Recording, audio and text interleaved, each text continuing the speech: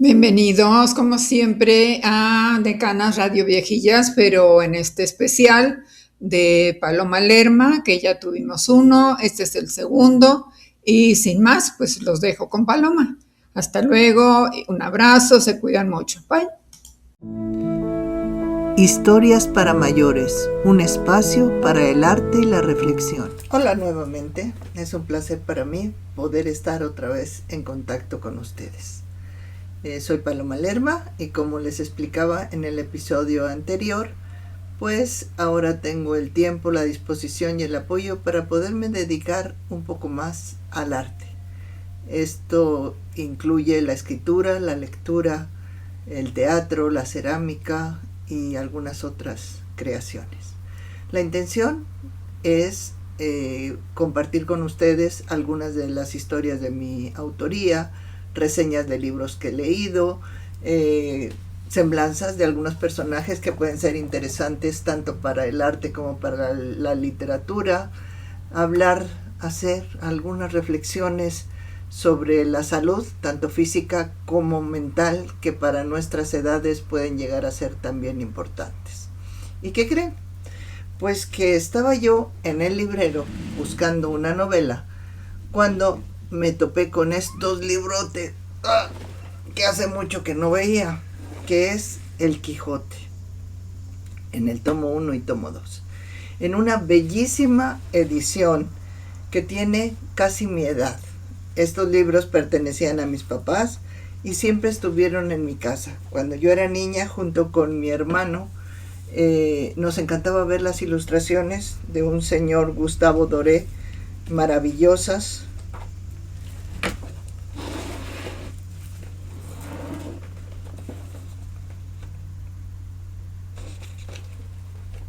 Que fue enriqueciendo esta maravillosa novela.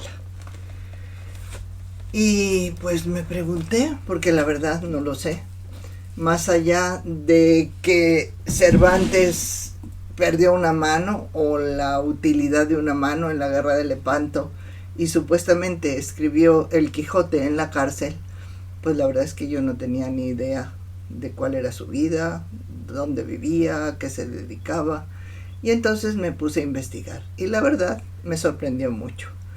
Este personaje no se aleja mucho de su Quijote de la Mancha.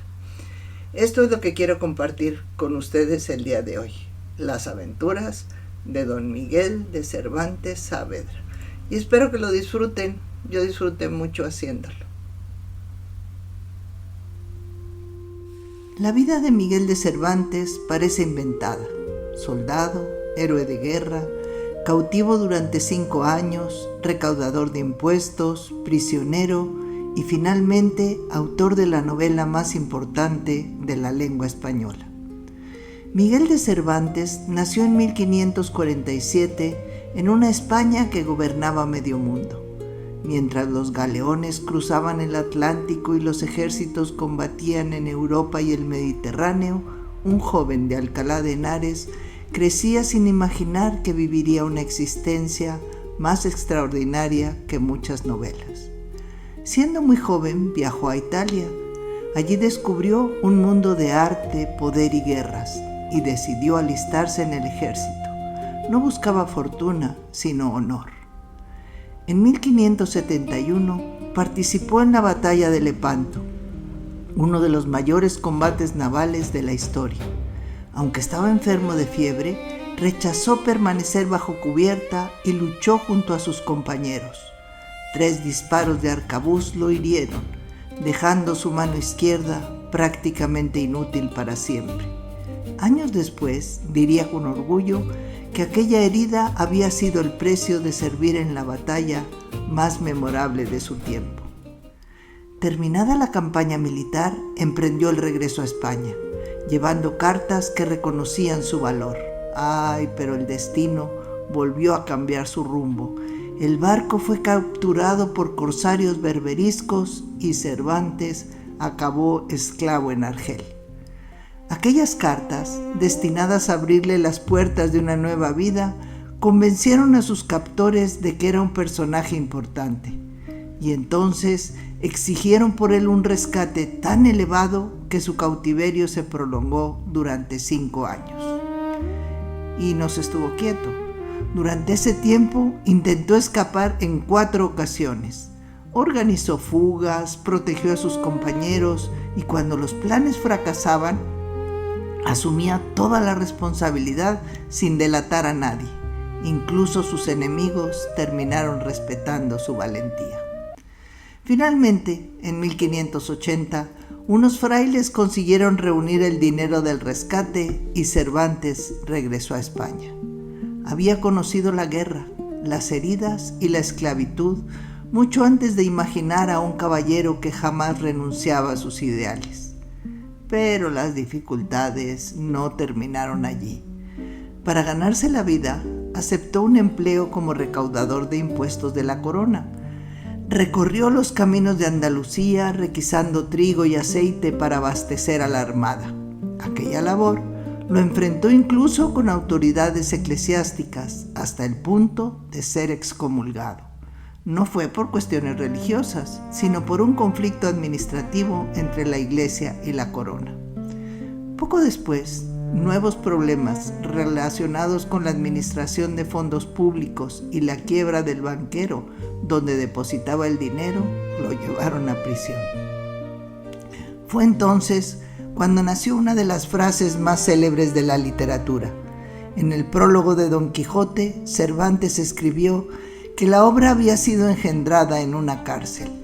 No sabemos si comenzó allí a escribirla o si la idea tomó forma entre aquellos muros, pero de aquella oscuridad surgiría una novela destinada a iluminar la literatura universal.